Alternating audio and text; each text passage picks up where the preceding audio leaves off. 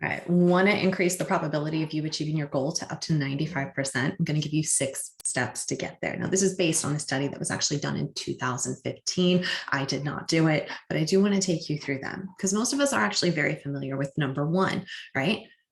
Well, actually, this isn't number 1, but most of us are familiar with this idea of writing down our goals daily, right? We need to have it directly in front of us, but I want to take you even further. So number 1, the first thing that we want to do is we want to have an idea or a goal.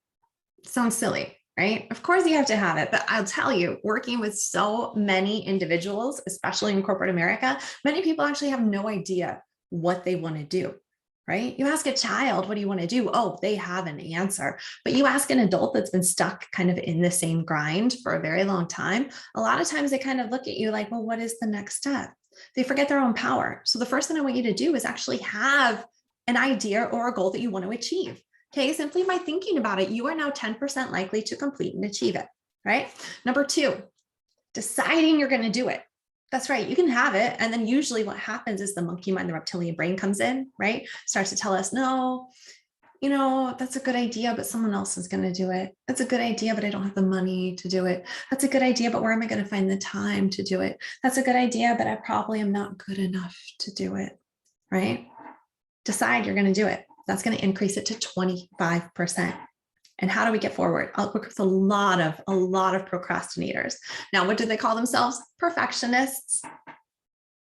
What does Brene Brown say? A perfectionist is nothing more than, and I'm probably slaughtering the quote. Sorry, Brene. A perfectionist is nothing more than a procrastinator with high heels on. Yeah, I really slaughtered it. Anyway, I think it's a great quote. And sorry. All right. Number 3, what are we going to do? We're going to decide when we're going to do it. Timeline. Yeah, we do live on this planet. Time does exist, kind of. And just by deciding when you're going to do it by putting that date on the calendar, right? We're increasing the likelihood of achieving that goal to 40%. 40%, we're almost halfway there, guys. Isn't that great? Yeah. So put down a timeline, put down those steps. Who cares if you miss it? You have now dedicated yourself to it far enough that you're going, I'm going to have this done by this date. Number 4, planning how you're going to do it. Yeah, we do have to have a plan. This increases it up to 50%. Now, if we need to take a step back, we can always talk about time boxing. You can Google time boxing and look up some great videos on YouTube on how am I going to get this done? You're going to make time. Okay, we all have the exact same amount of time every single day. But what do we need to do? We need to plan how we're going to do it and when. Okay, there you go. Number 5, we're going to commit to someone that we're going to do this. Now, I believe in energy, and I believe that blasting our goals out to the world comes with energy. Now, everything is energy, and it depends on how powerful you are. It depends on how much you believe in yourself, right? Be the lie, be it in order to see it. However, most of us deal with uncertainty. Most of us don't believe in ourselves. And if you fall in that group, I'm going to urge you not to blast your goal out, but rather to go to someone you trust, someone that has your best interest at heart, and someone that believes in you in that particular aspect. If it's a career goal, I want it to be someone that is aligned with you career-wise.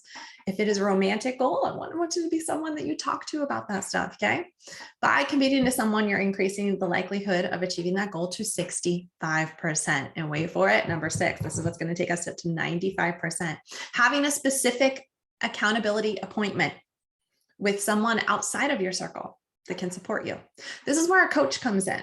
This is where working with a mindset expert or someone else that can give you the tools to get there, help you get past the subconscious, unconscious belief systems is beyond helpful.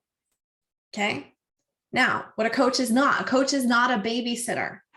Okay. A coach is also not always a cheerleader. Am I going to cheer you on if we work together? I will, but I'm also going to kick you in the butt and tell you when to get going. You are the only one that is in the way of your success, and you're also the only one that can get there. So are you willing to be accountable? Are you reliable?